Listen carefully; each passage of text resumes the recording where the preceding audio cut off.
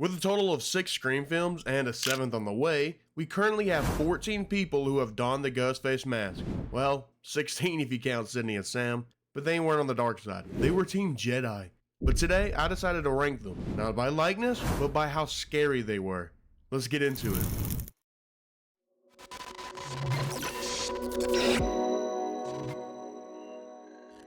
Welcome back, I'm Sippin and before we get into it, spoiler warning for every Scream movie, from the original to the most recent, that being Scream 6. My rankings will be purely based on motives and how they were portrayed, because yes, they are all scary for the simple fact that they started taking out their friends, but that's just too easy. Come on, man!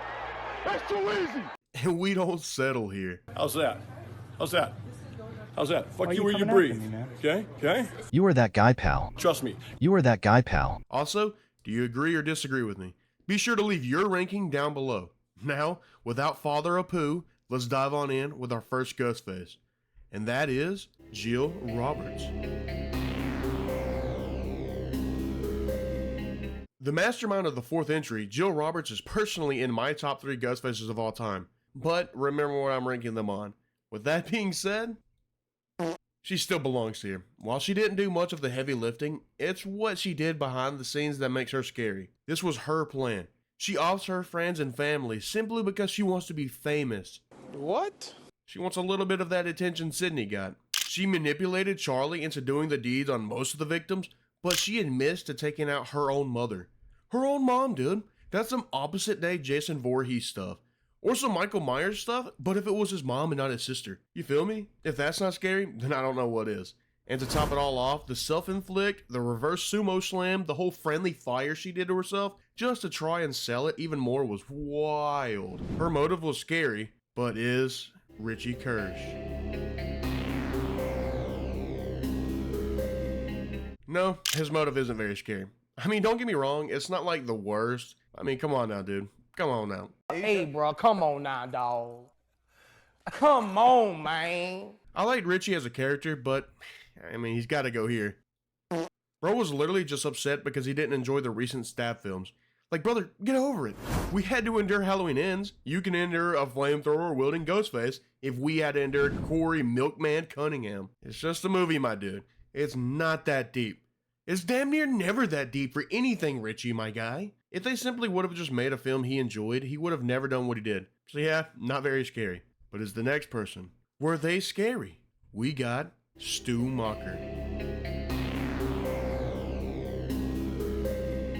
My main man, Stuart. Personally, my all-time favorite Ghostface, Stu is a more complex character than some think, due to him saying his motive was peer pressure. But not to me and you, we know better.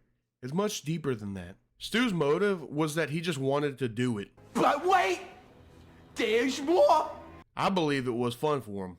Look at the facts, my dude. Stu enjoyed the situation around him. He was also over the top and dramatic, and only when he was bleeding out and had the fear of getting caught is when he decided to change his tune. What if bro said peer pressure as a way to try and gain sympathy or to have a way out? I don't know, just a theory, but I personally believe his motive is deeper than just peer pressure. And for that, I have to rank him here. He's not dummy scary because it's not confirmed that his motive was deeper, so I can't justify at the top. Do you think Stu's motive was more than just peer pressure? Or am I just feeling a little silly here? You know who wasn't silly though? Like at all? Mickey Altieri. This dude is an immediate drop off to the top tier. First and foremost, this dude wanted to be caught. He wanted to kill, he just needed the spark. The spark Mrs. Loomis put under him. Bro was fully deep into it. He wanted to blame the movies, but again, more importantly, he just wanted to do it. He loved serial killers and wanted to become one and attempt to get away with it. How he thought blaming the movies would do that is beyond me, but he wanted the attention, and for those reasons, he is one of the scariest Ghostfaces we have seen on screen. But someone who wasn't as scary was Greg Bruckner. Yes, I'm counting him as a Ghostface, as he technically was one. He just got taken out before he was able to do anything, but he was gearing up to do it with his partner. But I'm gearing up to put him here. We didn't even get to see bro have one voice line, like not a single one, unlike Billy Loomis. The dude that started it all, Kinda. Billy was trying to take out Sydney because her mom got with his dad. As amazing as he is, he's not the scariest. Don't get me wrong, he's scary, but not as much as some of the others. Kinda crazy how he's with his main man Stu. He is scary, but the revenge motive isn't as scary to me as the no motive at all, because no motive just keeps you on your toes and wondering why they target who they target. But don't worry, this next one will probably be super controversial, because next up we got Jason Carvey. One of the worst Ghostfaces, yes, but we're ranking them based on how scary they were, and Jason, while only having one kill, was one of the scariest because of one line of dialogue he said. After he took out his teacher, he called and talked to who he thought was Greg on the phone, informing him what he did, and he starts mentioning how she was like an animal and basically just talking like an actual psycho. His motive wasn't very good. He just wanted to finish Richie's movie with Greg. But that statement was absolutely wild, dude. With a little amount of screen time killing his chances pretty heavily, it brings him down a notch. If Brody had more than 5 minutes on screen, he could have been higher. But sadly, screen time matters for this ranking. But having tons of screen time doesn't guarantee you were scary. Hence, Quinn Bailey. She was one of the worst Ghostfaces alongside some of her partners in Scream 6. I never cared for her motive being a rehash of Scream 2, so sorry about it, but her turn wasn't the best, and she went out quick because even Sam knew it. Mrs. Loomis. The mom to Mr. Billy Loomis. She took up the mask in order to get revenge against Sydney. Again, I'm not a huge fan of the revenge motive, but she's the OG. She was the mastermind, and while she only had one body, Pause. she still deserves this at least. Let's have a speed round for a second, starting with Wayne Bailey. Again with the revenge storyline. Same as his daughter, just a rehash of the second Scream film. While I enjoyed him the most out of the three, he still just was not very scary. Continuing with the speed round, Charlie Walker. Jill's puppet. He was manipulated into doing a lot of her dirty work. He did a lot of the heavy lifting in that department, but not scary. Alright, that was a nice little speed round. Let's move on to Amber Freeman.